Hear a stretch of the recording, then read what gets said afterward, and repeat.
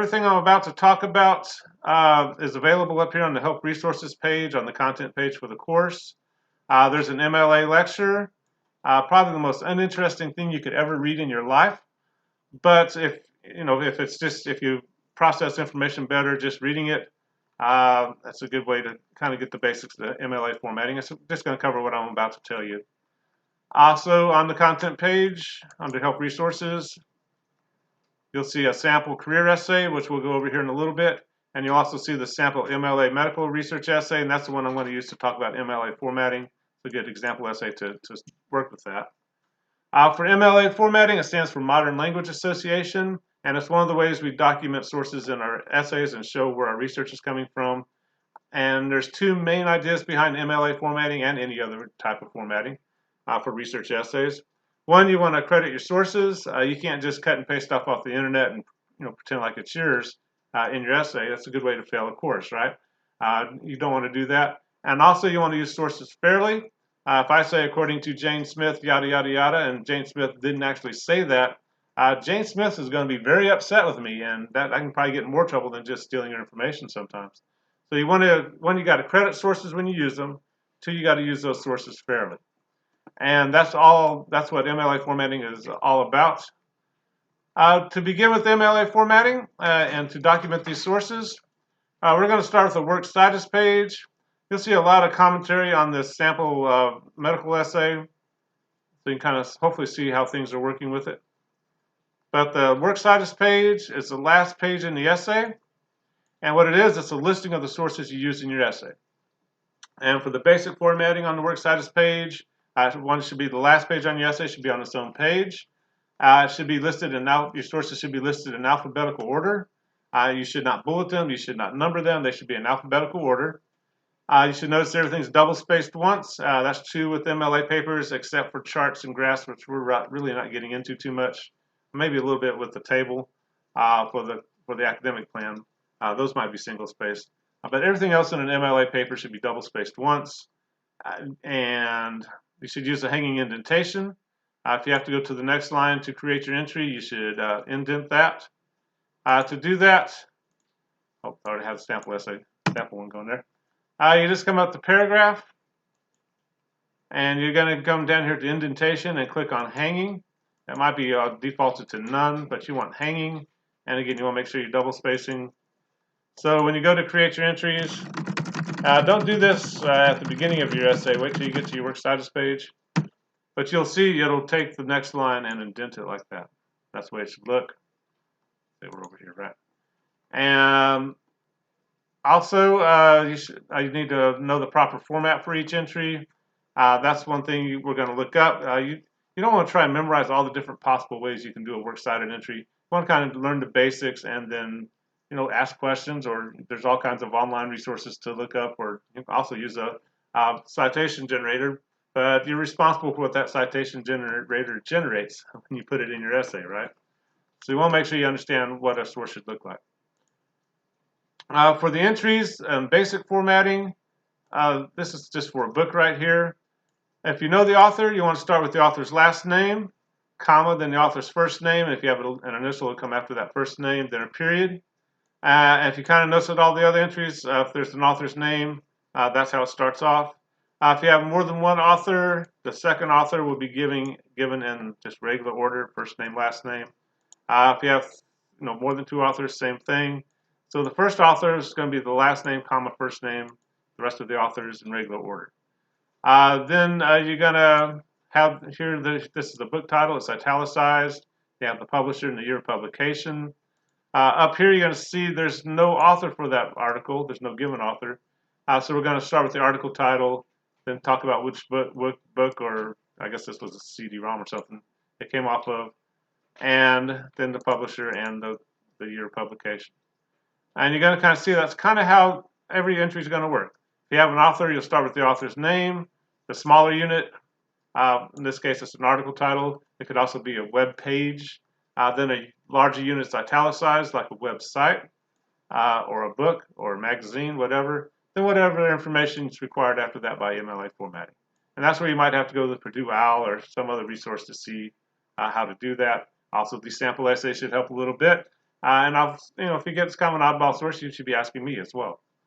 But again, if you don't have an authored article or web page or whatever, you'll just start with that web page or article title. And again, it's in alphabetical order, so it's easy to find which one's being used. And that's basically what a works cited page should look like. And again, it's just a listing of the sources you're going to use in your essay. And the trick, if you can get your works cited page going correctly, when you start using sources in your essay, you're going to cite them using the first word on the works cited page and a page number. And if it's a website, you won't have a page number, so it'll just be the first word on your works cited page. So if your works cited page entry is right, the citations, the in-text citations, when you're showing us where your information is coming from, that's pretty easy to do. So here we have a short quote. While a family suffers, this is an essay on Alzheimer's, so it's not a happy topic. But she introduces the quote, gives the quote with quote marks. That's what a short quote should look like, which we'll talk about here in a second. But she's giving information from the source, and then at the end of that quote, she does her in-text citation. It's the first word on the works cited page. It's in parentheses. In this case, it's in quotation marks because it's an article title. If this was Susan Coping and that was her last name, it would not have quote marks around it. Same thing in the next little part. She's giving some data here, and it's clear that information is coming from somewhere, so I'm expecting a citation, and she provides one. Here the citation is McNamara, which again should be the first word on the works cited page. If this was a book, I'd expect a page number, but this isn't. So if I go to the works cited page, I should see this Coping source and this McNamara source on the works cited page. And there's Coping. I can tell because it was in quotation marks within the citation. So I'm looking for an article title, which is right here. And there's McNamara right there. And if I wanted to, I could go to that source and see where she got that information from. And that's the base. That's basically how MLA citation, MLA formatting works. You want your sources listed on a works cited page. You want them properly formatted so that when you go to cite them in your essay and you're using the sources in your essay, you're just going to use the first word on the works cited page and the page number. If you want to, you can give that first word on the works cited page in the introduction to the quote. Let me get there. Shouldn't do that much in this essay, so give me a second. Here we go. Here, researchers Michael Castle, Dolores Thompson, and Matthew Nathan's report. She gives a quote. Here, this is coming from an actual book, a paper book, like we used in the good old days. So we have a page number here. That's page 37. But here's the first word on the works cited page put in the introduction to the quote, which is perfectly fine. But again, in the next line, she's talking about how long Alzheimer's takes to progress, and she's going to cite that information using the first word on the works cited page. So again, I should go to that works cited page, see a Castle and an Alzheimer's disease. And if we go down there, and there we go. There's Michael Castle. Even though she goes ahead and gives all three authors in the introduction, I'm looking for that first one, Michael Castle here. So I could go to page 37, open that up, see that short quote right there, and see exactly where she got her information from, right? Same thing with here. There's that Alzheimer's disease source. I could go to that source, find that information, and make sure she's using it correctly in her essay. That's how it works. If you're kind of wearing down a little bit, this is a good place to pause the video. Otherwise, I'm going to keep going a little bit and talk about different ways to use sources in your essay. So if you want to pause, now would be the time to do it. Alrighty. There are four different ways to use sources in your essay. You can do a short quote, a long quote, a summary, or a paraphrase. A short quote is probably what you're probably used to doing.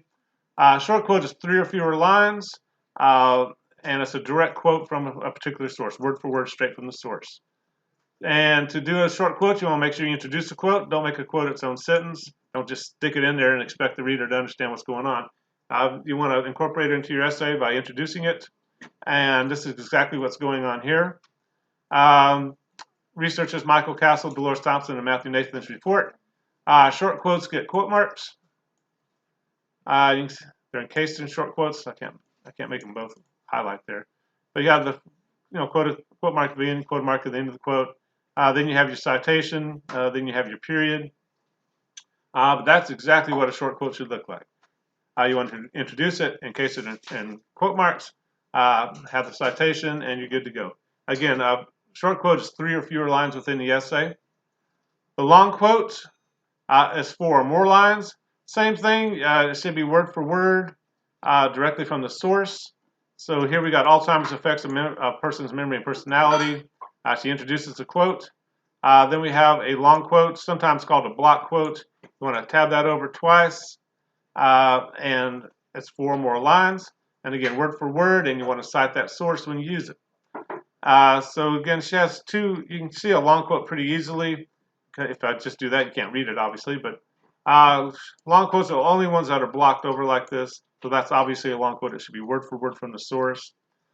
Again, it should have an introduction, and it should have a citation. And that's what long quotes should look like. If you need to change things within a quote, you can use brackets to show an addition or a change to a quote. If you start watching news programs and they're quoting Donald Trump or Biden or whoever, and you start seeing these brackets around words, that means the news organization added that word or made a change to the quote in some way.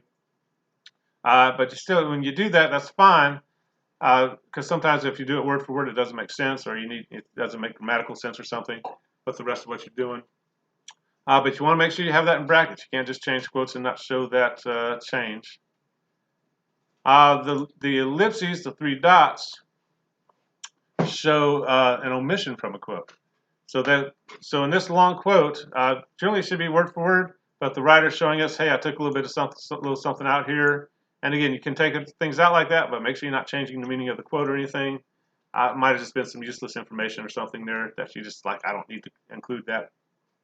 And she shortened the quote up a little bit. And here she just did this to clarify what was going on there. So ellipses and brackets come in very handy with quotes, but you only use the ellipses and brackets within a short quote or a long quote to show the change or the addition or the omission. Those are kind of the easy ones. Summary is a third way you can use a source in an essay. Here's a good example of a summary right here. Summary is when you condense the material, you shorten it, and you do it in your own words and sentence structure. I mean, if you're just going to use their words, you're going to do a short quote and a long quote, right?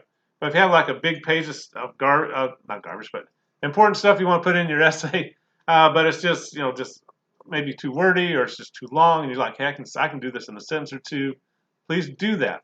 It's a good way to put information in your essay pretty quickly and not get your reader bogged down with some big, long, horrible quote that's hard to read.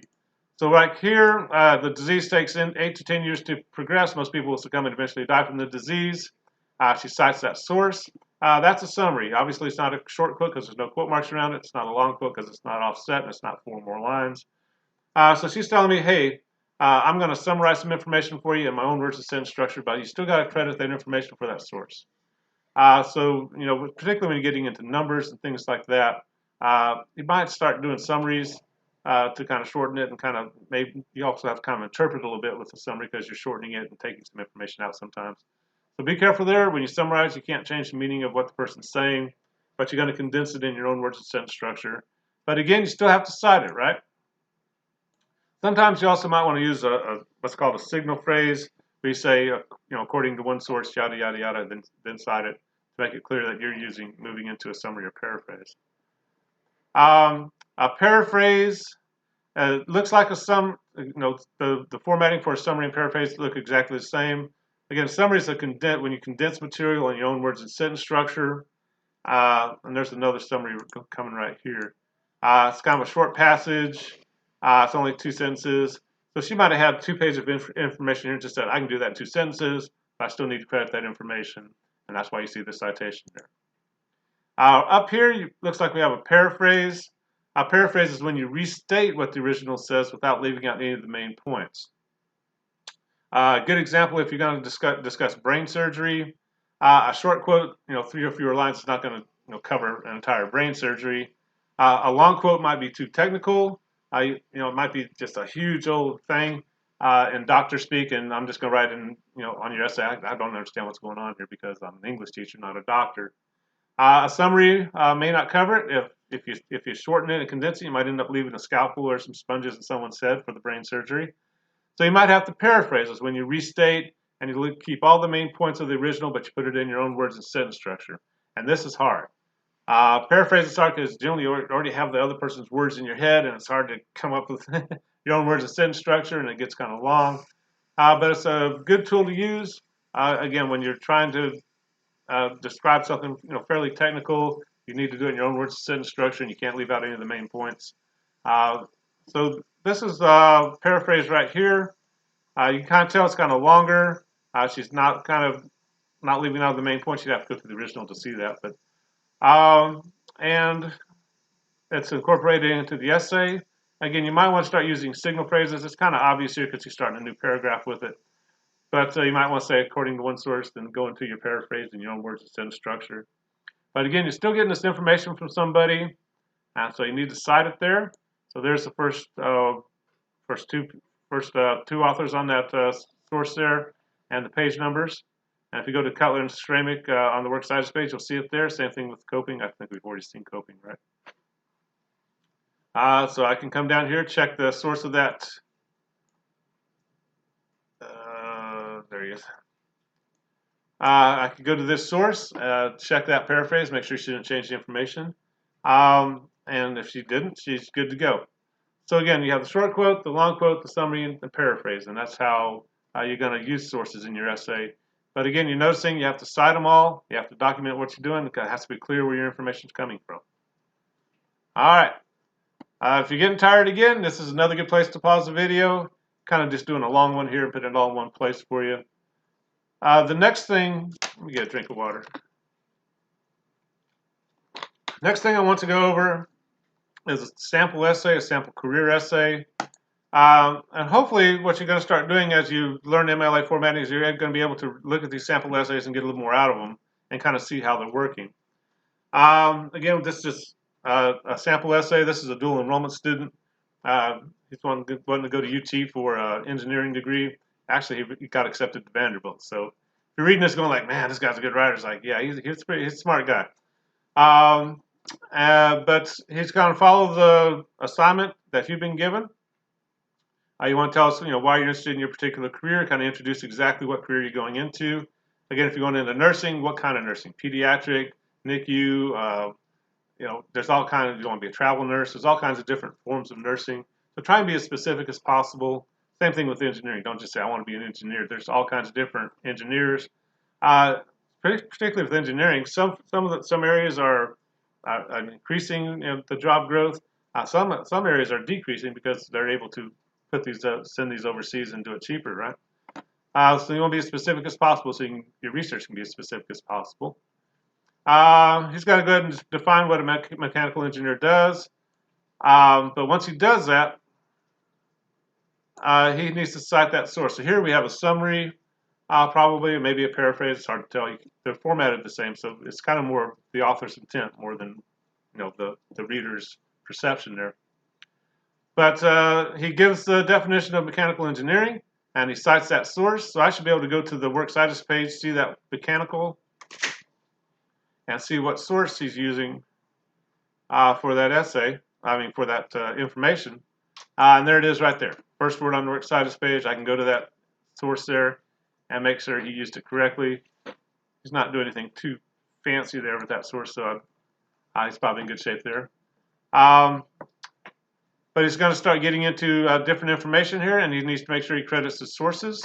And you can kind of see that's what's starting to happen there. Starting to talk about his educational requirements, all the courses he needs to take, and talk about what it takes to be an engineer, right? But every time you see one of these citations, that's him saying, hey, I got this information from somewhere. So this little short quote and this summary or paraphrase, he's citing those. Doing a good job. I'm making sure we know where that information is coming from. I'm not going to read this essay to you. You can read faster than I can talk. But eventually he's going to get to his academic plan, and he's going to put it in as a table. You want to label it as Table 1 and tell us what the plan's for is, what kind of degree. If you're in Northeast State, it's going to be probably an associate degree or certificate. If you're dual enrollment student, you might be moving towards a four-year school or whatever. So this is for BS in Mechanical Engineering from UT Knoxville. And he goes through and gives all the information. You're going to see he doesn't have his English classes listed because he's doing that as a dual enrollment student. And at the end of the table, he's going to cite the source of that table. And again, hopefully you're kind of looking at this sample essay, kind of seeing how this side he's doing his citations and stuff, and you're going to kind of copy using your own information, hopefully. Again, you can kind of see he's giving information about cost now. Make sure it's clear where information is coming from. Looks like a paraphrase there. Okay, he has it all cited here. Be careful. Like here, he has some information about pay, but it's not cited. He's not plagiarizing. It's coming from the Bureau of Labor Statistics, but he doesn't quite give the citation here. He probably lost a few points on this one here. It's not clear. Make sure it's clear where information is coming from. You don't want to go from a quote to a summary and not cite the quote, for example. Here he's kind of doing a little summary about the pay and about where he can work, and then he comes down here and actually gives a citation. That's not quite correct. He should have the citation here, even though it's probably the same source. But other than that, he's doing pretty well. He introduces that long quote, tabs it over twice, word for word, and gives a citation there. So it's clear where all the information is coming from. He's doing the summaries, the paraphrases, short quotes, long quotes, making sure he has good information. But hopefully, as you kind of look over the sample essay, you can kind of see how all that's working. Here you kind of see he's using the brackets to clarify something within a quote, and of course he's citing the information in that short quote. So as you're reading these, hopefully starting to learn, see the short quotes, the long quote, then summary paraphrases. Again, summary paraphrases, when you look at it in an essay, they kind of look kind of the same. Generally, summaries should be shorter. Paraphrases are a little more longer information, a little more detailed information quite often. But you can kind of see he doesn't have any authored sources in here, which is kind of interesting. When we get to the medical essay, I'm going to expect to see the author there. Maybe not so much for the career essay, right? Just kind of coming from websites and stuff. When you get to that Bureau of Labor Statistics site, that's how you cite it right there on your works cited page. Use this. do this. Kind of use this essay. You don't want to copy it. It probably not going to. I don't know how many of us want to be mechanical engineers anyway. A lot of math there, right? But again, he was into math and science, and this is what he wants. He wants to go work at NASA. So good for him, and hopefully he's going to succeed. But use this sample essay. Use the other sample essay if it helps you as well. And hopefully this helps you kind of get started with MLA formatting. I know it's kind of a longer video, but I want to kind of put everything in one place so you can kind of go back to it and reference it when you need to. If you have any questions, be sure and let me know. And we'll talk to you later. Bye-bye.